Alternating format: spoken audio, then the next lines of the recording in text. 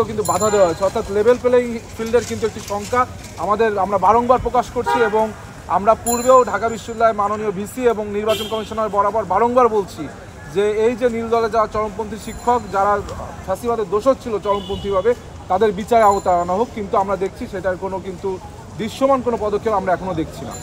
এই যে বিশ্ববিদ্যালয় প্রশাসন বলছে যে বিল করতে শুরু করে বেশ কিছু নিয়ম ভাঙা হচ্ছে, অনেকে নাকি ইশতেহারও দিয়ে দিয়েছে, বিষয়টাকে আপনারা কীভাবে দেখছেন? আসলে বিশ্ববিদ্যালয় প্রশাসন দেখেন, আমরা যারা নির্বাচন করছি সেটা হোক ছাত্রদলের প্যানেল অথবা বহু প্যানেল, অনেকে স্বতন্ত্র প্রার্থী আছে, প্রত্যেকেই এই নির্বাচন কেন্দ্রিক রাজনীতিতে অত্যন্ত অনভিজ্ঞ।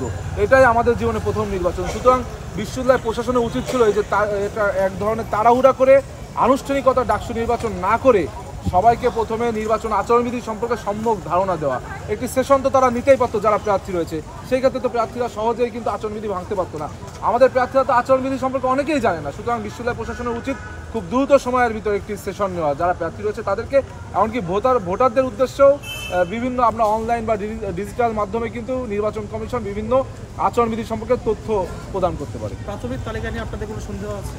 না, প্রাথমিক তালিকা নিয়ে আমাদের কোনো সন্দেহ নেই। প্রাথমিক তালিকায় কিছু ভুল পাওয়া গিয়েছে, যেমন আমাদের প্যানেল সব বিভিন্ন প্যানেলের প্রার্থীদের নাম কিন্তু আসছিল না, পরবর্তীতে তারা আপিল করলে সেটা ঠিক হয়ে গিয়েছে।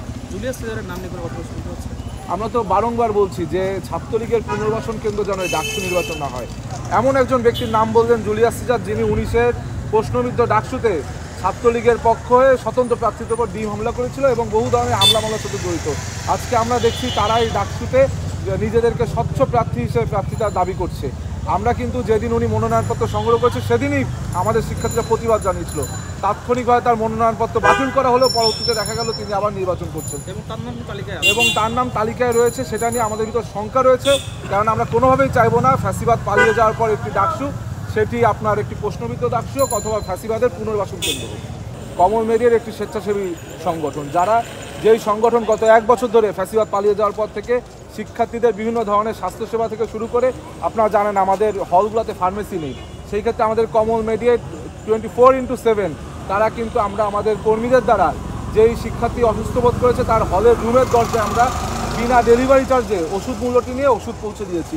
সুতরাং এটা তো দীর্ঘদিন ধরে কাজ করছে এবং এই ব্যানার পোস্টার কিন্তু পূর্বেও ছিল। আর এখন যে কমল মেডিয়েটের ব্যানার পোস্টার দেখছেন কয়েকদিন আগে লাগানো হয়েছে, সেখানে কিন্তু ডাকসুর কোনো কথা নেই।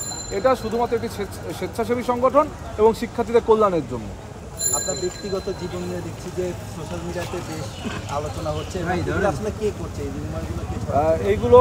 যাদের করার তারা করছে, আমি এগুলো নিয়ে কোনো ধরনের মন্তব্য করতে চাই না। আমরা শুধু বলতে চাই আমরা জাতীয়তাবাদী ছাত্রদল মনোনীত প্যানেল, আমরা আমাদের পজিটিভ ধারা রাজনীতি, সুস্থ ধারা রাজনীতি, গণতান্ত্রিক সৌন্দর্য অব্যাহত রাখার যে রাজনীতি, সেই রাজনীতি আমরা জারি রাখবো এবং শিক্ষার্থীরা 9 সেপ্টেম্বরের যে নির্বাচন, সেই নির্বাচনে তাদের ভোটের ব্যালটে ইনশাআল্লাহ আমাদের পক্ষে রায় দিবে এবং তাদের সমর্থন নিয়ে আমরা 90 সালেও ডাকসুতে নেতৃত্ব দিয়েছি, 25-এর ডাকসুতে আমরাই নেতৃত্ব। আমরা একটি বিষয়ে দেখেছেন যে যত প্যানেলই হোক তার ভিতরে সবথেকে ভিন্নধর্মী বৈচিত্র্যময় প্যানেল দিয়েছে বাংলাদেশ জাতীয়তাবাদী ছাত্রদল। যেই প্যানেলে আপনার একজন আদিবাসী থেকে শুরু করে ক্রীড়া ব্যক্তিত্ব থেকে শুরু করে সাংস্কৃতিক ব্যক্তিত্ব, এমনকি সনাতন ধর্মাবলম্বীর প্রতিনিধি থেকে শুরু করে নারী প্রার্থী সকলে কিন্তু আমাদের এখানে জায়গা করে নিয়েছে। তারা কিন্তু কোনো কোটার মাধ্যমে আসেনি, বরং পূর্বে ফ্যাসিবাদ আমলে তাদের বিভিন্ন রাজপথের অবস্থান জানান দিয়ে শিক্ষার্থীদের মন জয় করে কিন্তু তারা এখানে এসেছে। সুতরাং আমাদের যে প্যানেলটি হয়েছে এটা অত্যন্ত প্রকৃতপক্ষে অন্তর্ভুক্তিমূলক প্যানেল এবং এই প্যানেল অন্য সকল প্যানেল থেকে বৈচিত্র্যময় এই কারণে যে এখানে সত্যিকার অর্থে অন্তর্ভুক্তি